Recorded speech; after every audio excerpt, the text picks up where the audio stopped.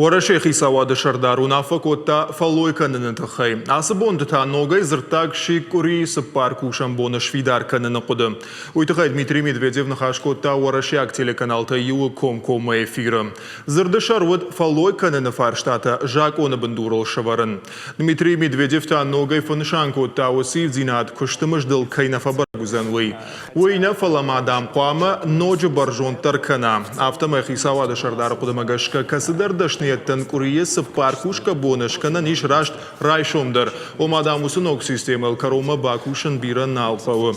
У ахшакуттак фалоядон кодекс шнок канен уохол казурам вад. Анамангам сейвдинат тапама баха шой удона фарсада и маган фадат ва авжаран кад амасу хожа фалой канавы. А сафаршта зырта каю умагашка Дмитрий Медведев шаражзан шармагондым бардар хайзашта за куштухи саутама профсадишты ванкта. Автомэ Пама Юкудама Арсавой. Речь идет о том, просто чтобы ввести гибкое регулирование, чтобы с учетом развития технологий, чтобы с учетом развития экономики человек мог сам планировать свое рабочее время. И работодатель, конечно, тоже. Вот. Если кто-то хочет работать больше, например, там, в рамках установленного графика, это тоже нужно позволить. Естественно, чтобы не было злоупотребления, это должно быть отрегулировано.